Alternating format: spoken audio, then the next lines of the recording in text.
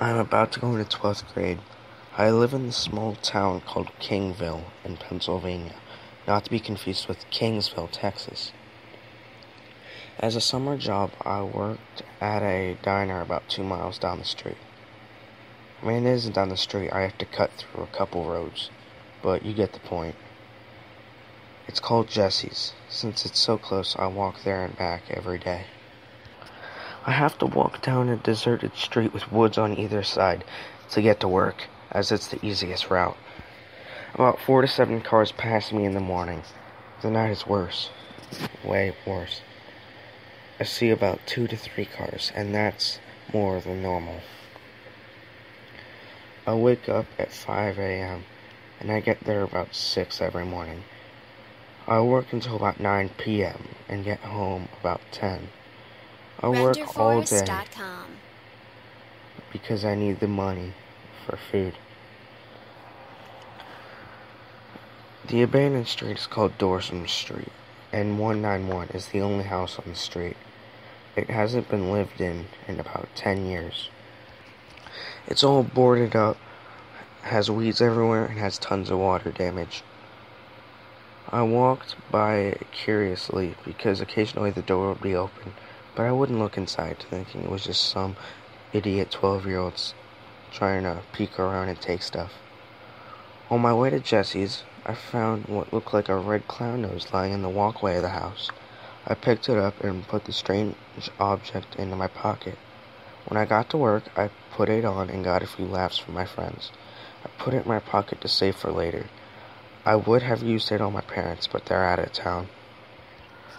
On my way home, it was unusually quiet. Normally I would hear birds or grasshoppers or other insects. I grew used to the quiet, but something happened that made me like the silence. I heard something that put me on edge. I heard a stick snap, as if someone stepped on it. It came from the right behind me. I heard another one. I heard about 3 or 4 others, each one getting closer and closer to me. My mom makes me carry a pocket knife, 2 granola bars, 2 water bottles, a flare, and a flashlight in a backpack that I have to carry around. I took out the flashlight and shined it in the direction. I heard the sound. I could barely make out the figure. It was tall. I would guess about 6'5". I walked to get a better look. I could make out the all too familiar look.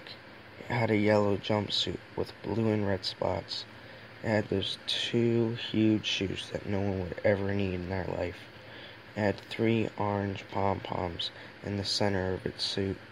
His face, or mask I should say, had white skin and red hair that stuck out of his head. The only thing that was missing was his nose. This was obviously a clown.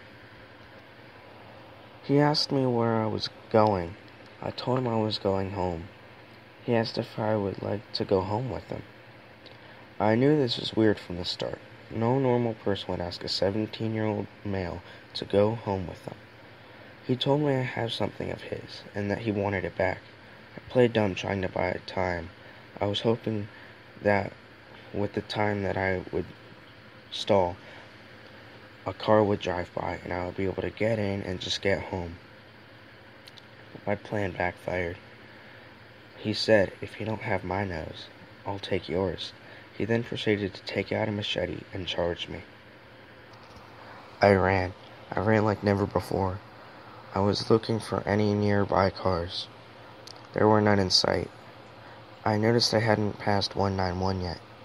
I saw the walkway coming up. If I could make it, he would think it's my house. I could hear his breath getting closer. I spun around and flashed him in the eyes with my flashlight. He stopped running to regain his vision. I sprinted toward the walkway. I looked over my shoulder, but didn't see him. I noticed the nose wasn't in my pocket anymore. I figured he was probably happy that he had it now. It must have fallen out when I was running, so I didn't care about it too much. I stopped running and casually walked into the house. The door was open, so this was one of those weird occurrences. The house was in terrible shape. I walked upstairs into the first room. It looked as if someone had been living in there. There was a dirty mattress on the floor with dirty blankets thrown on it. I looked to the other side of the room, and there was another bed. I got out my pocket knife. There was something about this room.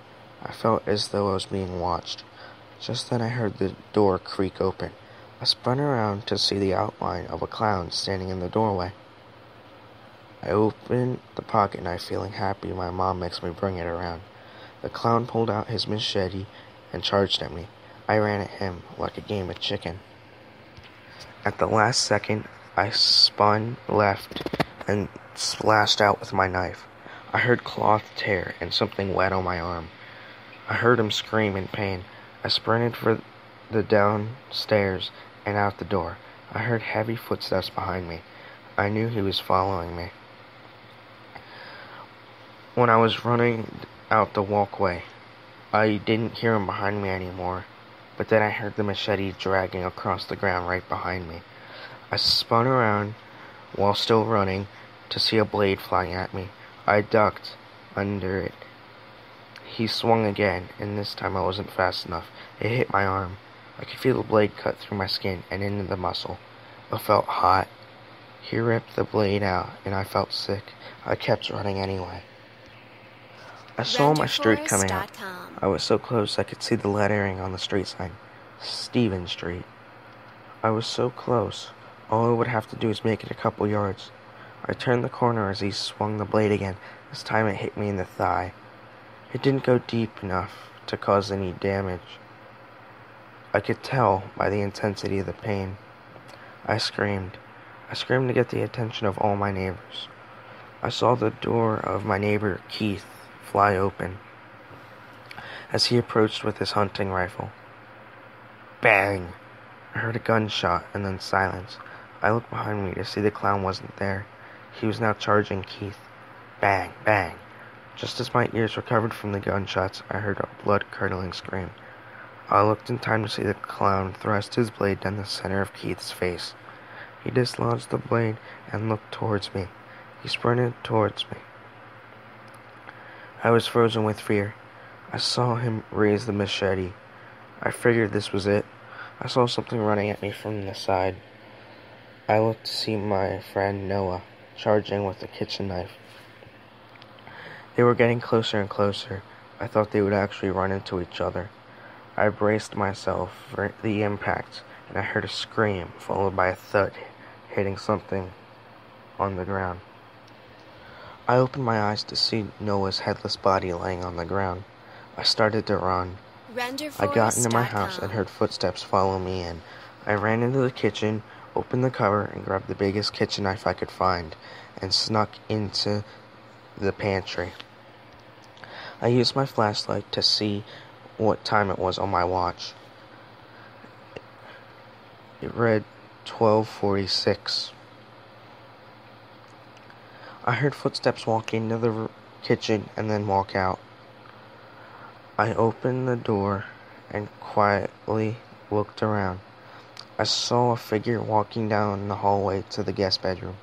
I followed it. I quickly raised the knife and drove into the guy's neck. I heard something heavy drop and hit the floor. The body went limp and sank. I recognized the blue uniform. I just killed a police officer. I heard a laugh. I spun around to see the clown pull his head from behind the wall. I picked up the pistol the cop had dropped and shot. He started running at me. I pointed the gun and shot. Pop, pop, pop. The clown dropped dead. I shot him 3 times, twice in the chest and once in the knee. I called the police and explained everything. I looked at my watch. It now read 12:53. The house had police cars surrounding it within 2 minutes. The cops said it wasn't the first time a clown had tried to take a kid. Apparently kids had gone missing more recently. I told them about 191 Dorsum Street. They thanked me and had 5 cars go in search. It turns out that there were 7 bodies in the bottom. On my way home from work the next day, I found a red pom-pom. That's weird. The other clown had an orange pom-pom.